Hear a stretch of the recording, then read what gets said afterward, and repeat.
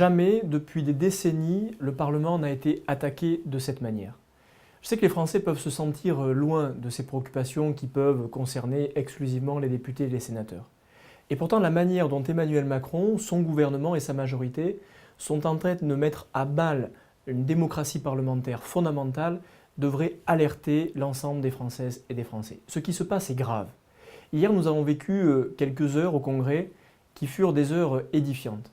Un Emmanuel Macron qui jouissait de son pouvoir de manière incroyablement superficielle.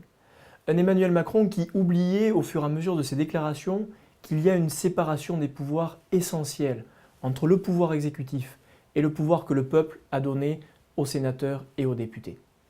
Emmanuel Macron, aujourd'hui, ne connaît aucune limite dans l'exercice du pouvoir. Nous pourrions ne pas le dire, nous pourrions nous cacher derrière une beauté apparente de son exercice du pouvoir. Et pourtant, notre responsabilité, la responsabilité des députés, est de dénoncer ce qui demain comportera un danger démocratique essentiel. Il faut le dire aux Françaises et aux Français. Vos députés, vos sénateurs sont les garants de votre liberté. Si demain il n'y a qu'un seul pouvoir porté par un seul homme qui se regarde lui-même devant une glace avant de prendre une décision, alors la démocratie sera en danger. Ce que nous dénonçons aujourd'hui, ce que nous allons combattre, ce ne sont pas nos intérêts de députés. Non, ce sont les intérêts du peuple, les intérêts de la nation, les intérêts de celles et ceux qui doivent pouvoir se faire entendre.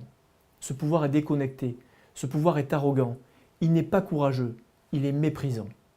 Notre nécessité, notre volonté, notre engagement politique est de faire en sorte que cette démocratie parlementaire ne descende pas ce toboggan dans lequel Emmanuel Macron est en train de nous entraîner. Nous le dénoncerons aussi fortement que ce sera nécessaire parce que lorsqu'il s'agit du Parlement, lorsqu'il s'agit de la démocratie parlementaire, il n'y a pas de petites entorses, il n'y a que des attaques graves. Ce congrès était l'incarnation d'une attaque en règle, d'une attaque grave contre le Parlement et donc contre les Françaises et les Français.